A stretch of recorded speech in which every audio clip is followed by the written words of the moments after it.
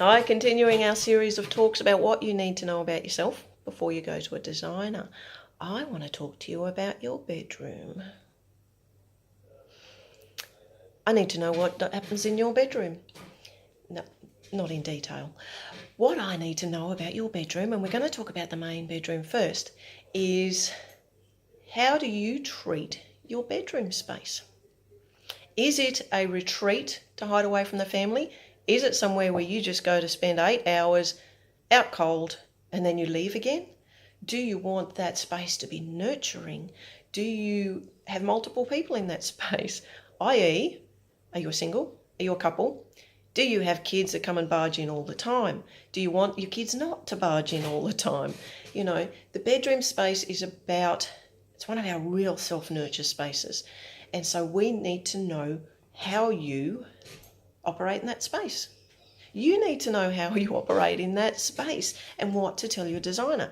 Some people get a little funny about, oh, it's my private space. But unless your designer knows how you want that space to function, how you want that space to feel, you're not going to get the result you want. So, things to ask yourself about this space and to pass on to your designer. How big is your bed? That goes for any bedroom space. How big is the bed? Double, queen, king? I think there's a bigger one than a king now. Really, really important. Tell your designer if you have a waterbed, because waterbeds weigh a ton.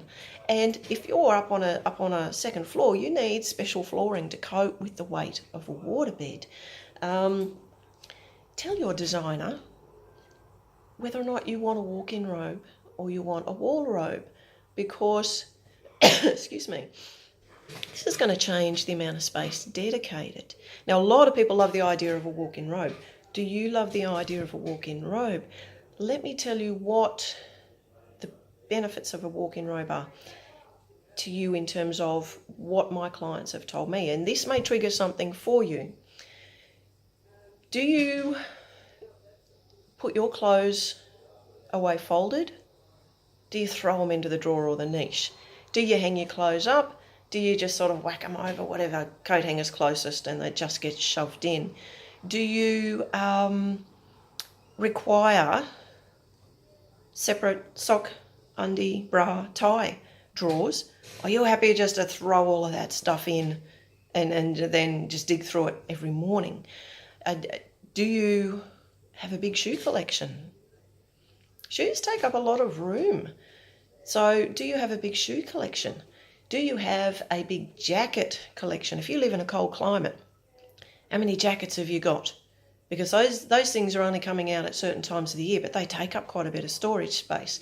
Do you like to frock up, and do you have beautiful dresses that might be full length and things like that? Because a lot of the standard heights for your hanging rail, if you've got maxi dresses, ball gowns, those sorts of things, they hang on the floor. If you're dumping your shoes in the bottom, all your bottom of your dresses are getting dirty. So do you do that sort of thing? Are you a gentleman who likes to hang his business pants by the cuffs, the waistband, or hung over a coat hanger? You know? Do you have a lot of business shirts that you either iron or get pressed and they need somewhere to hang so they don't get all crushed? So you don't necessarily want a small hanging space. You need space for those to be a little bit spaced out, because even if you iron it and then you squish them all in because you've got way too much stuff in that space, you're going to sort of undo that ironing effort. And as far as I'm concerned, any ironing effort should be rewarded and not have the work undone unnecessarily. In your cupboard space, if you wear ties, do you want a separate hanging space for your tie, or do you roll it up? How do you store your ties? Or, as I said previously, someone who just throws them in a basket or in a drawer and just digs out whatever you need. Same with your socks. So you're a sock folder, or do you just throw them in? With your scarves. Scarves are an interesting one.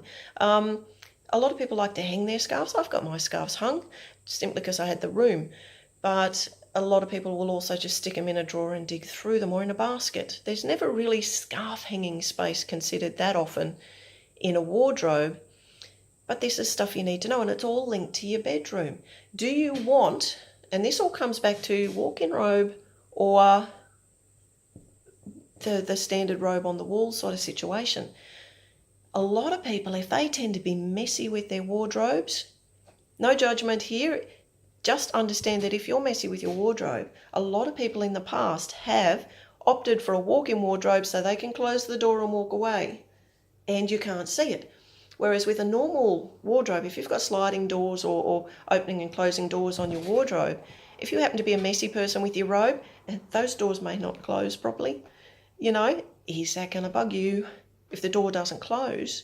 Because if you're messy in your wardrobe but you like your doors closed, walk-in robe might be the space for you.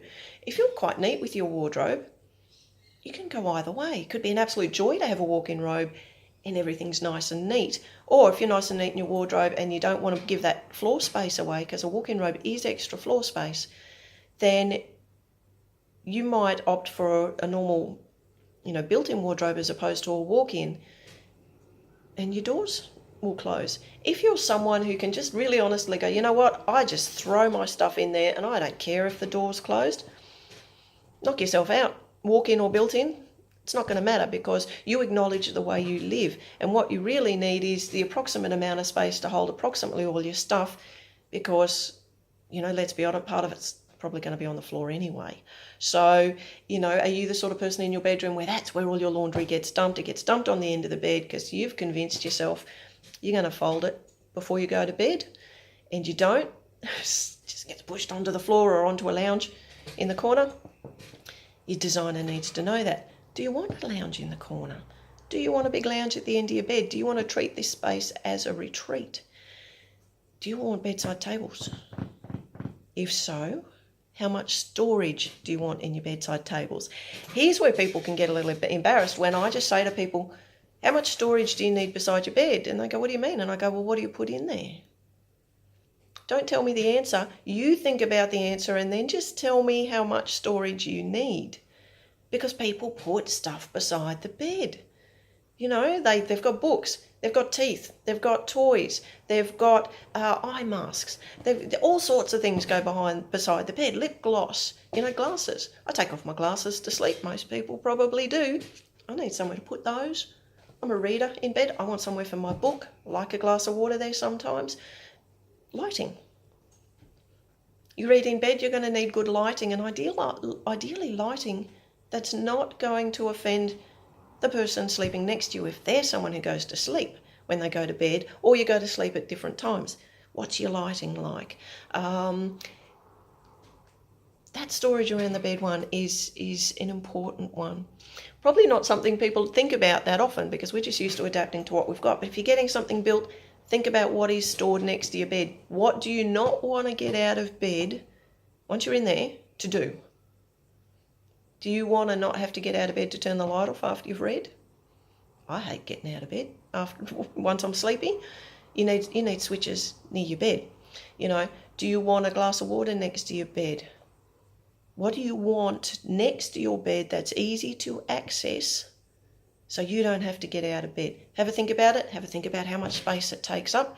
Tell your designer the space you need. If you need some other specific fittings for your bedroom, and if I'm talking to you, you know who I'm talking about.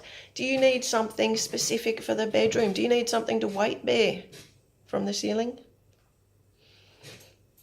No judgment here. We just want you to have a great building. Building designers are not going to judge you if you tell us that sort of thing. If you just go, look, I need this in my structure, fantastic, we'll put it on the plans. Builder will get it done. Builder's not going to know what it's for if we just go, right, here's where our joists or our trusses go across the ceiling. If you need something specific, tell us. Tell us. It's our job. Trust me, if we've gone in and we're doing a renovation for someone, we've been in your wardrobe because we need to measure. If you've got a walk-in wardrobe, we've been in there, we need to measure that space. So tell us what you need in your space. So en-suites quite often come with the bedroom. Going to have a talk about those in a separate post. The next post I'm going to cover is kids and guests' bedrooms. So we'll talk about those, tag people who want to renovate, tag people who want new buildings. We'll keep this line of information flowing. Take your notes. We'll talk to you in the next one. Bye.